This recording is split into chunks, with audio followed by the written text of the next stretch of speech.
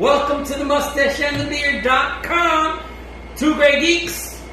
Saving the world one post at a time. All right, we're here. Oh, my name is Louis Matos. I am the Mustache. Thank you. I had you start talking. I'm here with my buddy, my PIC, my partner in crime, Junior Figueroa, a.k.a. The Beard, coming to you live. It better be live because we ain't dead. Coming to you live from not so sunny Puerto Rico. But I don't care because we're indoors. It can rain all it wants. Yeah, it can thunder and lightning, and we'd be okay with it. It can get as humid as it wants. We're in air-conditioned environments. I am in heaven. Yes, and I'm excited. Yes, he's excited. God, I love this guy. He is so excited. Yes. Tell him why Because you're so we're excited. finally doing Friday the 13th. So our Autopsy Plus number 2A. All right. Because we're going to do more Friday the 13th movies. And let me tell you, Friday the 13th is his number one. Yes, it is. It's his number one. We are examining his favorite movie. Yes. Okay? That's why he's so excited. And I'm excited too. Yeah. Because he's excited and his excitement is rubbing off on me. All right, so we're going to do an Autopsy Plus. So what's an Autopsy Plus, Beard? Well, an autopsy, our definition of an autopsy video is we take a subject, we cut it open, we take out all the parts, examine it in minute detail, put it back, sew it up, shake it, spin it on his head, and see if it all makes sense. Now that's an autopsy video. An Autopsy Plus is we do that for more than one. Yeah, so for a property. For property. A franchise, it's more than one. Mm-hmm. And because it's more than one, there will be spoilers in this. Yes, we can't help it. I'm sorry, people. I'm sorry, Louis. Yeah, I know. I know how you feel about spoilers, I know. But you can't do it in detail, especially taking into account what comes next, because what comes next is influenced by what happens here, and you just can't, you can't not talk about it. So we're going to give away the ending. We're going to give away. So if you haven't seen it, you don't have to watch this video. Right. But you should. You should watch the video. No. Also, if you haven't seen it, you should. Because this is an iconic movie. Okay? This is one of those movies. If you're a horror fan, if you're a fantasy fan, if you're a movie fan, this is one of the movies you should be watching. You should have seen. Yeah, this is a special movie. Yeah. All right, well, what this movie means to me, all right? First off, released May 9th, 1980, May 10th, 1980. My mother gives me $20 out of the blue. Out of the blue. And she says, go to the movies. You and your brother. I'm 14 years old. I had never gone to the movies without my parents. You were just starting to go to the library by yourself. I know. So here I go. She gives me the money, and I'm like, okay. You weren't going to argue. I wasn't going to say, why? What did I do? I'm like, thank you, and I just left with my brother. So, yeah, my little brother's 12 years old. I'm 14. Mark hadn't turned 13 yet, but he was going to turn 13 in the following month. And so here I go to the theater. We go to the theater, and there's a line. And it's a rated R movie. Oh. And I'm 14, and I'm like... And he's 13. Are we going to get in? Mark, my brother, was really like, oh, no, we can't see a rated R movie. I'm like, shut up, get in line. And so he gets in line, and they took our money, and as if nothing, I was shocked. I was like, I didn't know this was going to be this easy. I was like, You were getting the ticket, right? Mhm. So perhaps you looked old enough. They may not have looked at your brother, right? They may have just looked at you, and you looked old enough. all right, yeah. So, reasons why this is important to me. This is my first rated R movie. First time I went to the theater by myself. With my brother. Me being the adult. First time slasher, bloody movie, gore. First you time got boobs and nudity. You saw boobs. So yeah. Now, you and your brother were already horror fans. Yes, we were. But you were fans of the horror movies that they were showing on TV. Right, Like the The 1950s, Chiller. the giant monster movies, all of that. And King Kong, Dracula, all of that stuff. But this was a new experience. Right, this is a slasher. And it's got TNA. Uh-huh. Yes, Right. which is why it was rated R. Yeah, so before anything, I'm telling you, it is going to be impossible for me to be objective. Fantastic experience. Yes, so that's where we would start. Oh, trying to keep this. Just too excited, I can't control myself. All right, as usual on our autopsies, we always start with pre-production notes. Right. Now this was produced by What company? It's an independent company, but it's gone through so many hands I don't remember. right. The executive producer was Sean. Yeah, Sean S. Cunningham. Sean S. Cunningham. Yeah, Sean S. Cunningham. We'll talk about him in a minute. But Friday the 13th is an American horror franchise, which means it's one of a series of 12 movies, which includes a TV series, which we talked about. Right. Which Novels. had nothing to do with the with the movie. But had everything to do with the name. Yeah, TV shows, comic books, video games. There's even a YouTube fan fiction video. Really? That I saw like 10 years ago. In fact, my oldest son is the one that told me about it, and it's kind of cool. Yeah, it's about a hiker. Excuse me, and he's taking video of himself. So he's doing an iPro kind of like. So it's found footage. Yeah, it's found footage kind of type movie, and it's like, wow, it's scary. I could see them doing a whole movie like that. All right, so let's talk about how the mythos begins. Maybe that's what we should do. Do a GoPro kind of. Let's do a Friday the 13th movie. Oh, I would love to do that with. I would invite my niece to be the final girl. All right, yeah, Maria. We could get Sammy to play Jason. Oh yeah, because he's a big guy. 6'3". My son-in-law. Yeah. All right. So Sean S. Cunningham calls Victor Miller. Now, you said he's the executive producer. Yeah, this is how it all started. Victor Miller is the writer, and he knew him as somebody that they were friends. They lived in Connecticut together. I mean, not together, but in the same state. So he says, Halloween is killing it. Halloween is killing it. So we should do a Halloween ripoff. And so he tells Victor Miller, go do that. Go write me a horror movie. Write me a ripoff of Halloween. Now, Victor Miller says, hand to God, he didn't know what a horror movie, he hadn't watched a lot of horror movies, which I find hard to believe. He'd never gone to camp, which is another thing I find hard to believe.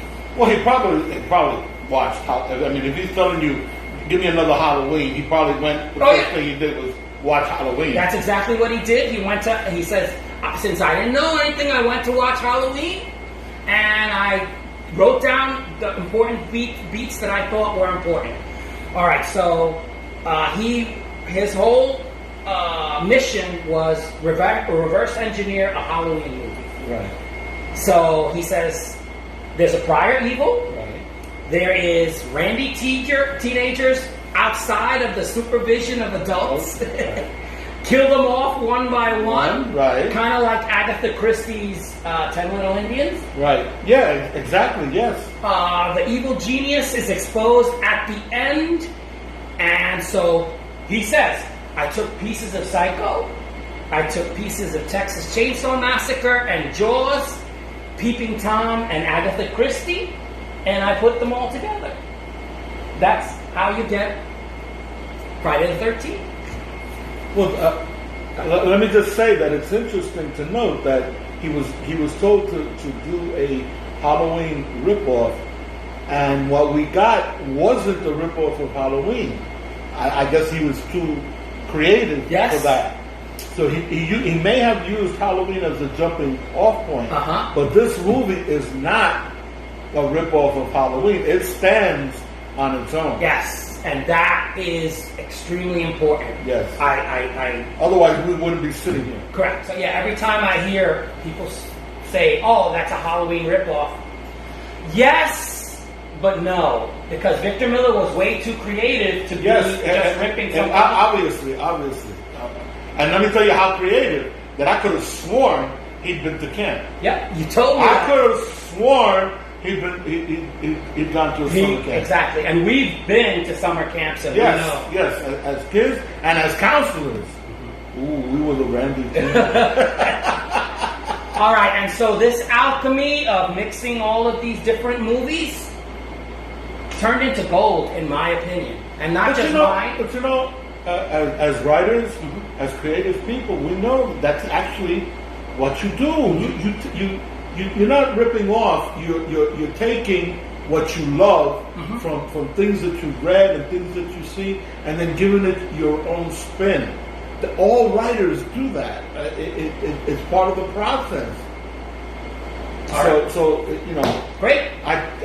My hat off to Victor Miller. Yes, my hat off to Victor Miller. Yes.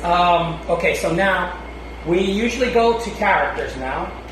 All right, so let's talk about these characters. Now, in this movie, they're still not tropes. Later on, they become, you know, the Randy girl, you know, the Randy guy, the comic relief, yes, the jock, the doomsayer, the prophet of doom. Yeah.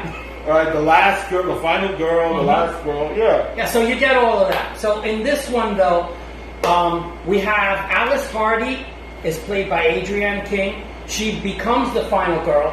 She was a former stunt woman. Really? And she worked for the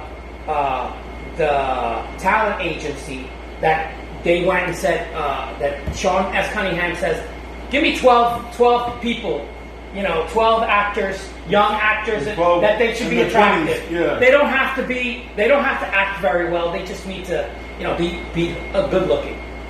And so Alice Hardy was one of the people, was a stunt woman, and they said, why don't you read for this? And the minute that Sean S. Cunningham heard her, he said, you're my final girl. You're Alice. All right. So, and she's a stunt woman. She's not even accustomed to being in front of the camera. All right. So Brenda Jones is played by Laura Lee Bartram. She's the smart girl. Brenda. You remember her, right? Mm-hmm. She was a soap star. Bill Brown, played by Harry Crosby. Harry Crosby, one of the Crosby kids. Yes, fifth son of Bing.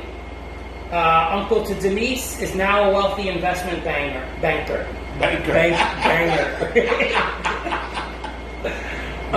Freudian slip. He played Billy. Really? Yeah, he's the right hand of Steve Christie. He's the one that, when Steve goes off, he says, make sure everybody does it. Yeah, he does the generator. Yeah, the generator. Good job. Yeah, cute kid. And, you know, he acted good. Owner of the camp. Well, he better, or his father would have said something. Yeah. He might have gotten slapped. Bing Crosby had that reputation. He was a slapper. Yes, very disciplinary. All right, so Steve Christie is played by Peter Brower. remnant of the owners of the camp, and so he's the son of the owners of the camp. And he's trying to reopen the camp. Yep. And he's been struggling. All right. That's part of the backstory is that he has to open this camp or else he's poured a lot of money into it. So if this doesn't work, he's in trouble. All right, so Marcy Cunningham is played by Jeannie Taylor. That's Kevin Bacon's girlfriend in the movie. Marcy.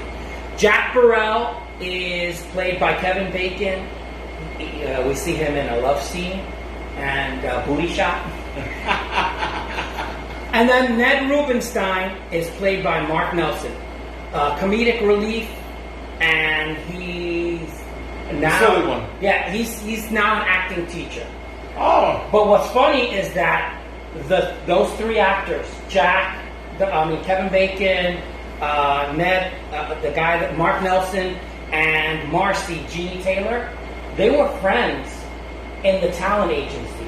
So they already had chemistry. Right, and it comes through on the... Right, so these three actors... It comes through in the movie. Yeah. So that's why they're so relaxed with each other. Correct. So it's great that, Sean S. Cunningham's had them do it. And you're like, you know what? I like these characters. And this is before Kevin Bacon is actually anybody. Yeah. To tell you the truth, at first I didn't even realize it was Kevin Bacon. Oh, really? You know when I realized it was Kevin Bacon? The booty scene. That's when I realized it was Kevin Bacon. I know that booty. The booty scene. All right. Annie Phillips, played by Robbie Morgan. I love her. I do love her. And she's actually, the movie starts out with her. Uh-huh. She's an adorable cook, and I think you also get the sense that she's like in Psycho. Spoiler for Psycho. You think that she's going to be the main character. Right, because the movie starts with her. Uh-huh. And it's a false hope. The false start. Yeah. All right, so, and this person that I'm going to mention is important. Mrs. Voorhees is played by Betsy Palmer, who apparently... She's a very familiar face. Yes! She is, in the 1950s, she wasn't the star, but she was in a lot of movies as the friend of the star. Yeah. And she's a very familiar face. And she was gorgeous, and she was always the nice girl. Yeah. So, when the acting company got, Betsy Palmer comes in, they were like, she goes, listen, my card broke down, I need $10,000, what have you got? And they said to Sean, how about this being Mrs. Voorhees? And he goes, she's too much of a nice girl. She's always been, and this is a woman in her 50s at this point. Right. Although she's in great shape. Right. So she better be for what they put her through. 10 days of shooting, $10,000. Exactly how much she needed for her car. And the rest is history. Yeah. I'm going to go back to Betsy Palmer a little later. Okay. Because there are some stories that are really cool that I would love to add at post-production. Okay. All right, so Jason is played by Ari Lehman, which basically, if you read my whole thing on Jason, his screen test really revolved over the question, do you know how to swim? Do you know how to swim? Can you swim? Because we don't want you drowning like the real Jason. Like the real Jason. Can you swim? All right. So, originally, Sean S. Cunningham told Victor Miller. He told Victor Miller, I have this title, Friday the 13th, that I want us to use. And Victor Miller said, okay, and then proceeded to write A Long Night at Camp Blood is the name of the name of his screenplay. At Camp Blood. But Sean S. Cunningham overruled him. Overruled him, thank you. Right. All right, so usually now we go on to plot. Yeah. All right, so on the plot, And contrary to popular belief, this movie has a plot. it does have a plot. Okay. All right, so the movie starts off with camp counselors singing, you know, "Kumbaya, my We're lord." singing around the campfire. And you know, and while they're singing, you know, two of the counselors are looking at each other and like, yeah, I want to tear Yeah. you up. Yeah, one's looking at the other one, yowza. The other one's looking at a hubba. Right, so they take a blanket and go off, and it says, you know, 1958. And so here they go off, and they get killed, you know. They go off to do the horizontal lambada. And they're like, oh, we weren't doing anything. I mean, And somebody objected to their doing the horizontal lambada yeah, with a knife. And yeah, we see the knife. We see the kid fall with his hands on his stomach and guts coming out. So yeah, it's they're telling you from the beginning, this is going to be hardcore. All right, so then we see Annie Phillips, the cook, the cute girl with the nice dimples in her. Backpack. Yeah, yeah. So she enters town, and then she goes into the diner, and she asks for a ride To Camp Crystal Lake. Because she's going to work there as a cook. And then one of the ladies at the diner says, "Enos, you're going down that way. Why don't you drop her off?" First they try to scare her off. Right. Telling her that the place is haunted, the place is cursed, bad things happen. Why do there. you want to work over Why do you there? want to work over there? The townspeople try to scare her off. She ain't scaring. No. And so Enos says, "I'll drive you." So he, gets her into. Before they get into the truck, they're stopped by the town crazy. The prophet of doom. The prophet of doom. The prophet. This is of a doom. trope that we saw in Halloween. Dr. Loomis. In Texas Chainsaw Massacre, there's a man sitting on the tire that he tells the kids, you shouldn't go down that road. and then we have Crazy Ralph here in this movie, and he says, "Don't go there. You're gonna die. You're gonna die." And so she's like, and Enos goes, "All right, Crazy Ralph, get out of here." And then he helps Annie get into the truck. And he tells her it's the town. He's just the town crazy. But in the truck, he's trying to persuade her not to get off either. He's like, "Are you sure? Are you sure you want to do this?" and he also does some valuable exposition. In 1957, a kid drowned. In 1958, 2 kids were killed, and There was a fire. Another year there was a fire. there was a fire. The water's been poisoned. Right, the water was bad.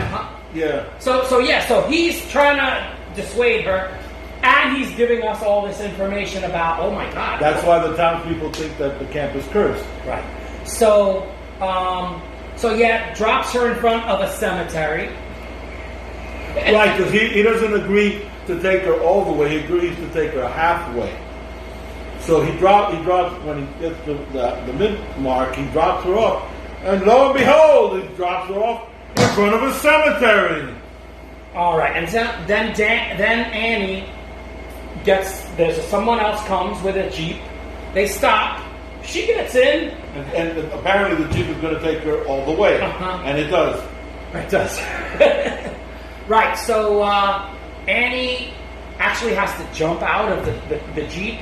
And she doesn't make it. She gets chased in the woods, and Annie meets her demise. Yes, and it's the first time I'd ever seen a throat slit, which I think was really well done, and people still consider it very well done effects. Yeah, it's a shocking scene. Okay. Shocking scene. Even now, all these years later. You think it would be jaded, but it's a shocking scene. All right, so I'm not going to go through the entire movie, other than to let you know that there are some great effects. Horrific effects. Yes, gore is great. The blood flows. Harry Manfredini's music What do you think of him? Yeah. See, there are some parts that people say, oh, that's a ripoff of Psycho. Oh, that's a ripoff of Jaws. Let me tell you, the idea, and this is what they ripped off of Jaws, that when you don't see the monster, right? They still have the music. And the music is telling you, right, they're still showing the, yeah. So, you know that the monster's around. And so they do this Halloween rip in the fact that that you're now in the eyes of the killer, right? He's moving around. Point of view. Yeah, so the point of view. So we get all of that. We get some really good special effects, gore effects. Yes, the iconic sound. I knew that, and I hadn't seen the movie. Amazing. All right, so that movie is supposed to end with Alice's decapitation of Mrs. Voorhees. All right, so yes, this is not Jason. Jason is not the killer in this movie. All right, so despite what Jason becomes to the Friday the 13th franchise, he is a character in this movie, but not the killer. Yes, so the movie is actually supposed to end with Mrs. Voorhees' decapitation. At this point in time, we don't know that her name is Pamela. But yes, it's Pamela Voorhees. She's played by Betsy Palmer. Right, but she is the mother of the child that drowned. Mm-hmm. Remember the things that went wrong previously. The first thing he said was that a child drowned her. Mm-hmm. She is the mother of the child that drowned. The child drowned because the counselors she was working at the camp, the counselors who were supposed to be watching her child were too busy having sex. And her baby dies. And so in 1958, the year after her baby drowns, she kills a counselors having sex. Right, so that what we see in the cold opening, it is the her pissed off killing them. All right, and this movie, I love that she has that motivation. This is one of the things that I love about this movie, is that she is motivated by love for her kid, that she gave responsibility to her from her kid being a parent. She gave it to the camp counselors who were not worthy of it, and they blew it. And so therefore, she is killing people to sabotage the camp because she does not believe that the camp has the right to exist. Yes, it should because not. Of what happened, because of what happened to her child, the camp does not have the right to exist, and therefore she will kill anyone who tries to reopen the camp. You're right. The motivation. It's beautiful. It's key. You don't get that in regular slasher movies. To tell you the truth, I still don't understand Michael Myers' motivation. No. But I definitely understood. Not that I agreed with her. But of course, I definitely understood Mrs. Voorhees. Yeah. And another important part of the plot is that at the end, the movie is really supposed to end with Alice's decapitation of. So yeah, spoiler alert: Alice cuts off Mrs. Voorhees' head. Right, Alice is the final girl, and she doesn't go quietly into the night like the other victims. She puts up a fight, and she wins. At the end she decapitates the killer. And you were upset that she would fight, knock the Mrs. Voorhees down, and that's the one thing that I didn't like about the movie is that three times she had the advantage over the killer and did not Alice and did not use it. Right. That's the only thing. My only complaint about this movie. All right, so the movie, Alice does the deed. She vanquishes the killer. She gets in a canoe, goes off into the water. She's exhausted, right? She's exhausted. Yeah. And as you pointed out, She probably doesn't feel safe. In one of the any of the cabins, Right. It's or still the nighttime. It's still nighttime. and there's a dead body in the Jeep. So There's a dead body in the Jeep, so she ain't using the Jeep to get out of there. There's a decapitated head right there. Her friends are dead in all the other cabins and generator room and bathroom, and they're scattered throughout the camp. So she probably felt that her one avenue of safety would be to get on the boat. I'm going into the water. Take the boat out to the middle of the lake. You can't reach her without her seeing you coming. Although she does fall asleep in the boat. Yeah. All right. So now the music starts. Harry Manfredini's. The whole idea was that this was the end of the movie, and so they play that.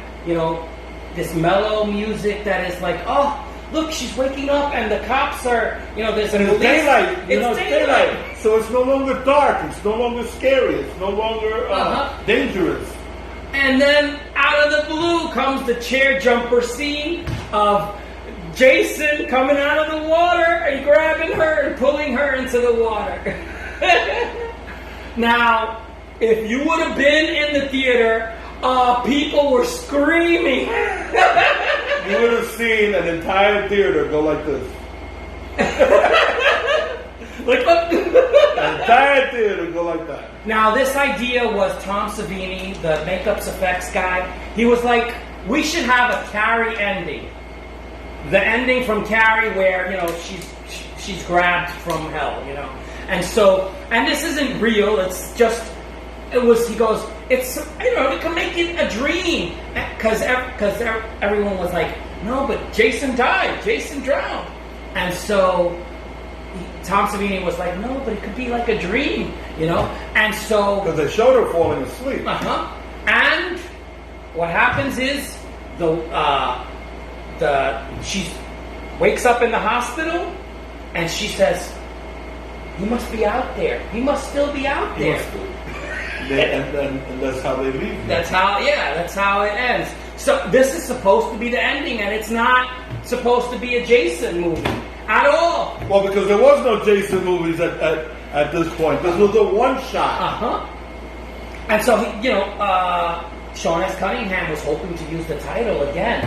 Every year. What you told me was that what he wanted to do was every year come out with a Friday the 13th movie, each a standalone movie, a standalone idea, which makes perfect sense now why you get a TV series called Friday the 13th that has nothing to do with Jason.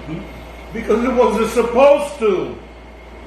It wasn't supposed to turn into a Jason franchise. It was supposed to be a Friday the 13th franchise. But it didn't work out that way. No, it doesn't. But, I think they did pretty good for themselves. No, I'm not complaining. I'm simply explaining. No, you're right. Absolutely. And, Jason kind of has a different motivation than the mom did, I think they tried to use the motivation to go on with the other movies. And I think we'll talk about those. When they come on. We usually talk about the plot. We usually go to post-production. You said that you had some interesting stories. Well, first off, let's do $5 million was what they made on their opening weekend after spending... Well, tell them how much the movie cost. The movie cost $550,000. And it made how much on the first weekend? $5 million.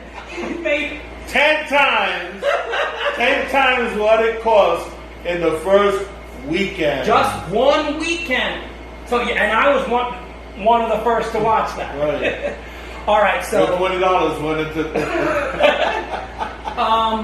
and $40 million all told on its first release. So You're not talking about video sales. You're not talking about DVD, any of that stuff. Right. Re-releases. So and talk about the franchise completely. It's one of the top grossing franchises in history. I think they said it's number 2. I don't know what number 1 was on the list, but you know what? Now that I think of it, I know what it was. It was Lord of the Rings. Was number 1. Lord of the Rings isn't hard. I know, but this but it's a franchise, so they had listed it with all franchises. So it made more than Halloween. Haha. All right, I know because there are a lot of people that say Halloween is better. It was first, so I'll give it that. All right, so and Halloween is on my top 10, so relax. Yeah, we love Jamie Lee Curtis. All right. One of the negatives is that the critics destroyed this movie. They hated this movie because of the gore. That's okay, because I hate critics. Well, some people might say we're critics. Violence. Well, I hate me. There was too much violence, too much death, and the gore was too much for them. And it was a bad. Oh boy! Wait till I wonder if they were around to see Saw. Yeah. All right. So one of the positives I would say is the music, and they agreed that the music, pacing, the cinematography. I give all of that credit. Awesome. They knew when to make it night and how long to keep it. This is one of my pet peeves about movies. That I watch a movie and I say, that scene, that whole scene, that whole section would have been better if it had been at night. Why was it during the day? This movie knew when to do that. Mm-hmm. Yeah, they had a lot of setup during the day. Yeah. And then Steve Christie goes off and he's got to go. Just make sure you get everything done, and the kids run wild. and it turns night, and it rains. Brilliant. All right. One of the books that has been written on slasher movies is written by Carl Clover. The name of her book is Men, Women, and Chainsaws. She's the one that coined the phrase "the final girl." In this book, she talks about this being a transcendental movie because of the fact that the bad guy is a woman, and we don't have a lot of killers that are women. Yeah, and in reality, very few serial killers are women. Yes, the motivation.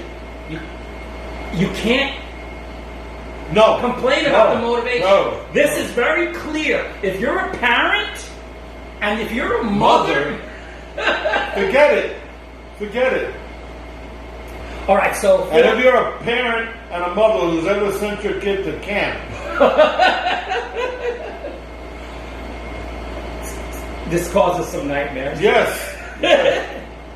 All right, so there are prototypes to this movie, and they admit, and I would call them proto-slashers because prototypes, there's a type of slasher. Forerunner to, we talk about Psycho, right. Peeping Tom, Halloween, and they don't make any bones about having stolen or homaged the Texas Chainsaw Massacre. And one thing that we haven't talked about is Italian giallos. Giallos are kind of like horror mystery type movies that the Italians are famous for. They were bloody. More bloody than our movies until that point. And so, yeah, I would include those. That year, Dressed to Kill came out. The Fog came out. And Prom Night. Oh. So immediately after that, they had all these. So that's the thing. These things that create these films that create genres or subgenres, they don't exist in a vacuum. They occur because the time is right. Mm-hmm. Okay, and so they the famous expression, we stand on the shoulder of giants, mm-hmm. right? Every filmmaker, every creative person stands on the shoulders of giants. You're well aware of what happened before, what's happening now, and you take from that and you create something that is if it's right, if the time is right, it is a success. If the time isn't right, it fails. How many times have you heard the expression, that movie or that book or that TV show was ahead of its time? Okay? The time wasn't right. But when the time is right, it becomes a success. The time was right for this movie. It came at just the right moment. And because it beat the pack to the screen is why it became a classic. Yeah, and it's memorable. Yeah. Lo and behold, I was saving this. I had never seen this movie. Oh my God, I can't believe I that. had seen other. You've seen other Friday Friday 13th? 13 movies, but I had never seen this first one. Right? So I had always assumed that Jason was in the first one. Wow, I'm Okay. just like so shocked. So I had never, and this is part of why I was. I can't believe I never shared this with you in all the time that we've been together. Well, because you thought that I had seen it. Of course, I assumed and I never said anything. so I was excited to see this movie, and you were enthusiastic, and I wanted to watch it with you. It was a treat for me because I had never seen the movie, and then I was watching it with you, and your glee rubbed off on me. Oh, you don't know. So, and I've been saving this. I had not. I know you never told me this. I had not admitted that I had not seen this movie before, and so it was fun. It's fun telling you now that I saw the movie. What I think of the movie. Okay. I enjoyed the movie. I really enjoyed the movie. Now I'm not big on slasher movies, right? I prefer my horror a little more subtle and atmospheric, you know, which is why I tend towards vampires and gothic, you know, a gothic setting for my horror. But maybe it was the camp, because having been a kid that went to camp and then became a counselor myself, maybe that had a lot to do with it. Maybe maybe I just responded to a damn good story, and it has never bothered me. It has never bothered me that production values. That obviously this movie had $100 million to spend, and this one did. That kind of stuff is the budget. It's incidental to me. It's incidental to me. All I ask of a movie is that it suck me in, and that for the 90 minutes, 2 hours, whatever length the movie has, that I get lost in the story and I forget about paying my bills. I forget about the ache in my back. I forget about everything that I have to do. That I get swept up in the story. This movie did that for me. Okay, and it did it well. I have one complaint about that movie, and I have shared that complaint with you, and it is the only complaint that I have about this movie. Other than that, I thought the movie was fine. I thought the movie was great. I thought the movie was perfect. So if I got to give it a rating, I'm going to take away half a Grey Geek because of my complaint of Alice. And not finishing off Mrs. Voorhees, right? And I'll give the movie 4.5. Wow, 4.5 Grey Geeks. Wow, I'm even more excited now. And Lou, thank you.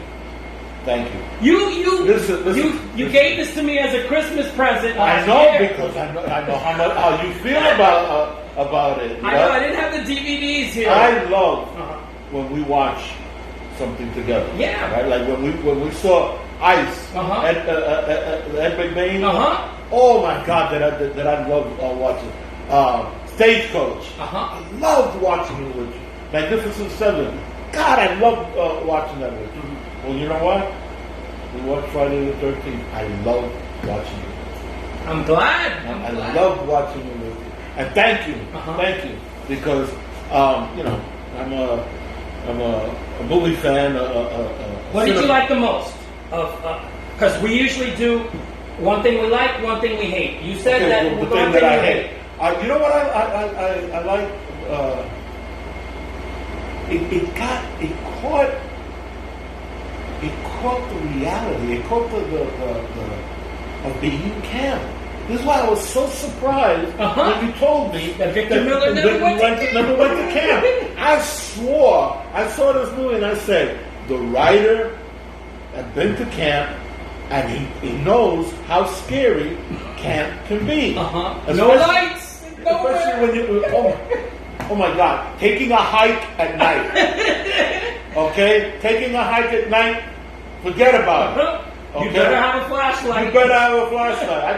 I took my group on a hike one night, and they were 12 kids huddled in one mass, right, with 12 flashlights, and the flashlights are going like this because they're all scared, and they're moving down. They're moving down the trail, right, with the flashlight. They look like some kind of monster. You know? At night, the light is flash because they were scared. I could have sworn that he had been to camp, and for you to tell me that he never had. I know. Man, this guy can write. I know. This guy can write. It's hard to believe. It's really hard to believe. Now, yeah. So I'm glad that you gave it 4.5 Great Geeks. I mean, not that you have to love every movie that I love because we don't. We don't. But the fact that and that you've never seen this before, I don't believe it. I can't believe it. I'm keeping it a secret. It's a surprise. So, usually we do ratings and recommendations. That was your recommendation and rating. Yeah, I recommend this movie. Okay, I didn't say it. I'm saying it now. I recommend this movie. If you have not seen this movie, watch it. But do it this way. Okay, watch it with an open mind and watch it with an open heart. Okay, let yourself be like a little kid, like going with his brother to the theater to see. Turn off the lights. Okay, turn off the lights. Hope you got a big screen TV, and make yourself some popcorn and become that little kid and sit there and watch this movie like that, and it'll curl your toes and you'll love it. Yeah, and. We're not little kids anymore, and it's right. Well, speak for yourself. I refuse to grow up. Okay. All right. So, what's your recommendation? Well, it's my #1 movie, so of course it's 5 out of 5 Great Geeks. Yay! You gave it a perfect score. Yeah. And with the caveats that I mentioned, that I went with my brother. It was a surprise that my mother let us go to the theater by ourselves. I saw a rated R movie. I saw boobies for the first time. So there was a lot there, and so as a consequence, I love the movie. And still watching it, it still gives me the feels, So yeah, I know it's a slasher movie, and it's not supposed to give you good feelings, but it still does for me. It also reminds me of my brother, that may he rest in peace, All right, so there is one story I wanted to end with. Well, Betsy Palmer, because of Mrs. Voorhees. This is Mrs. Voorhees. She was, thought of very highly as a character actress. Right, she's a familiar face. Right. So 50s, 60s, and 70s, she is always the co-star. And she was always a good girl. And the best friend. Right. So they always... So Gene Siskel, when he sees Friday the 13th and that Betsy Palmer is in it, he gets mad. Now, for those of you that don't know, Siskel and Ebert were reviewers, right, from the Chicago newspapers. One was from Sun-Times, and the other one was from the other Chicago newspaper. And they had they were famous critics, but then they had a syndicated review show that became a major hit. And they kind of look like us. You know, I'm Siskel and he's Ebert. But the bald Siskel. The bald, thinner guy, and the Ebert had glasses. Right. But Ebert was more open-minded. Yeah. He liked Texas Chainsaw Massacre. He called it a masterpiece. But Gene Siskel was mad. He was an elitist. I said it from the beginning. He was an elitist. So here he goes to this movie, and then he sees Betsy Palmer as the killer, and he's furious, and he's mad at Betsy Palmer. So you know what he did? It would never pass nowadays, but he gave her telephone number on his show and said, call her and tell her what a disgrace this movie was. Now, I told you the story of how... You're going to burn in hell. You're going to burn in hell. So I told you the story about her, her car broke down, she needed $10,000, $1,000 a day for filming, 10 days, $10,000, exactly what she needed for her car. But when they gave her the script, you know what her first reaction was? This is a piece of, and she used the word, expletive. Piece of spit. Spit, yes. And, because she needed the money, she did it. And they asked her to do a couple of cameos for other Friday the 13th movies, and she did it. And at the end of her career, when she was 88 years old, when she passed away, she said, I had very fond memories of this movie. Despite the fact that my first instinct was, this is garbage, why would I do this? And she had a reputation. And she still wound up doing it and was happy that she did it. And God rest her soul. I'm glad that, that she was able to say, because everyone should look back on their career and say, yeah, I did a good job. Especially if it's something that at first you're not sure of, so then later on be able to look back and say, no, that was good. Mm-hmm. I'm glad I did that. Yeah, and even though she was desperate for money at that point in time and needed the $10,000 and forced her to do something that was against the grain, I still remember Betsy Palmer as, Mrs. Voorhees, and I remember her fondly. Killer, mommy, killer. I'm like, that scared the crap out of me. She changes her voice. Right. Killer, mommy, killer. Killer, mommy. Yes, baby, yes, don't worry. I'm going to kill her. Killer, mommy, killer. And the thing is that because we're talking about Betsy Palmer, when she first comes on the scene, we don't suspect her at all.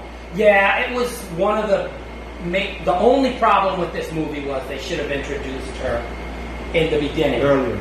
Because she should have been one of the people in the diner. Yeah, because if they would have done that, at least it would have felt like a mystery, a fair mystery where you have to figure out the killer, Right. When you're sitting there saying, is it Crazy Ralph? Is it Deputy Dorf? Is it Enos? Enos? Yeah, truck driver. Yeah, they could have done it. They could have done it that way. And then it would have been a little more 10 little watching that with you. Yeah, I was like, why are you so quiet? You're never quiet while we're watching a movie. No, I did make some comments. Yeah, I know. It's just like the one that you hated, Alice. No, but like with the arrow through the back. I remember I said, well, that was nicely done. Mm-hmm. Yeah, they're right. The arrow going through Kevin Bacon's death. It's like with the hand comes. I can't believe that you never saw that before. I was. Remember, I turned to you and I said, that was nicely done. I like the way that was done. All right. Is there anything else you wanted to say? No, except please, people, watch this movie. Yeah, this Watch is, this movie. and Never especially seen it, this watch time of year. it. Yes, yes, please. All right, so unfortunately, Victor Miller and Sean S. Cunningham have had a dispute in court that they're Not talking to each other. They're not talking to each other because they're, who's the real creator?